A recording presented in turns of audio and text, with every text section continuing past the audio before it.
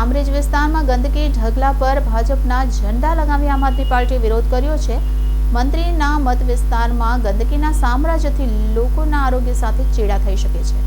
કામરેજ તાલુકા પંચાયત વિપક્ષ નેતા જેડી કથિરિયાએ આજે ભાજપ શાસકો સામે મોરચો માંડ્યો હતો। જેડી કથિરિયા અને આમ આદમી પાર્ટીના કાર્યકરોએ કામરેજ ખાતે એક પ્રદર્શન કર્યું હતું, જેમાં તૂટેલા રોડ રસ્તાઓ, ભરાતી ગટર અને રખડતા ઢોરોના ફોટાવાળા એપ્રન પહેરી વિરોધ પ્રદર્શન કરવામાં આવ્યું હતું, જેમાં લખ્યું હતું કે કામરેજ ઉભરાતી ગટરથી પરેશાન છે, કામરેજ તૂટેલા રસ્તાથી પરેશાન છે, કામરેજ રખડતા ઢોરથી પરેશાન છે। ઠેક ઠેકાણે પડેલી ગંદકીમાં ભાજપના ઝંડા પણ રોપવામાં આવ્યા છે, જેને લઈ સ્થાનિક રહીશો પણ ગ્રામ પંચાયતની કામગીરી પર સવાલ ઉઠાવ્યા હતા। આ બાબતે કામરેજ તાલુકા પંચાયત જેડી કથિરિયાએ જણાવ્યું કે જે શિક્ષણ મંત્રી પ્રફુલ પાનસેરિયાના મત વિસ્તાર કામરેજમાં લોકો તૂટેલા રસ્તા, ઉભરાતી ગટર અને રખડતા ઢોરોથી ખૂબ પરેશાન છે। મંત્રીશ્રી પોતાના જ મત વિસ્તારને પાયાની સુવિધા પૂરી પાડવામાં નિષ્ફળ સાબિત થયા છે। કામરેજના બધા જ માર્ગોની હાલત ખૂબ દયનીય છે। તૂટેલા રસ્તાઓ પર ગાડીઓ ચલાવીને લોકોના વ્હીકલને પણ નુકસાન થઈ રહ્યું છે। રખડતા ઢોર કામરેજના રસ્તાઓ પર જ્યાં ત્યાં રઝળતી હાલતમાં જોવા મળે છે, જેને લઈને વાહન ચાલકોને અકસ્માતની ભીતિએ વાહન ચલાવતા પણ ગભરાઈ રહ્યા છે।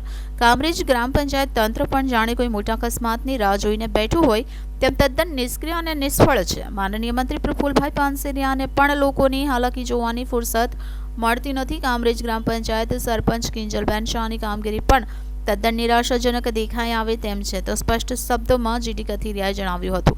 જેડી કથિરિયાએ આ મુદ્દે વધુમાં જણાવ્યું હતું કે મંત્રી પ્રફુલભાઈ પાનસેરિયા ચૂંટણી વખતે મત માંગવા જ રીતે લોકોની વચ્ચે જતા હતા, તેવી જ રીતે લોકોને પડતી હાલાકી જોવા પણ જાય તો ખબર પડે કામરેજની જનતામાં કેટલો આક્રોશ છે। ઉભરાતી ગટરો રોગચાળાને ઘરે લઈ આવશે તેવી આશંકા પણ જેડી કથિરિયાએ વ્યક્ત કરી હતી। હવે ભાજપના પાપે અને લોકો હજારો રૂપિયાનો ટેક્સ વેરો ભરે છે, પણ લોકોને સુવિધા સારી મળતી નથી।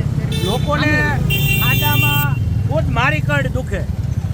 હજારો વાર રજૂઆત કરવા છતાં અધિકારીઓના પણ કાન બેરા થઈ ગયા હોય એવું લાગે છે। અહીંયા આ રોડ કઠોળ ડિવિઝનમાં લાગે, લાખો વાર રજૂઆત કરવા છતાં ડિવિઝનમાં અવારનવાર લાગતા વળગતા અધિકારીઓને રજૂઆત કરવા છતાં એક પણ અધિકારી આ રોડ ઉપર પોતાના વિઝિટ કરવા માટે કે લોકોની સમસ્યા શું છે એમાં એક પણને ટાઈમ નથી।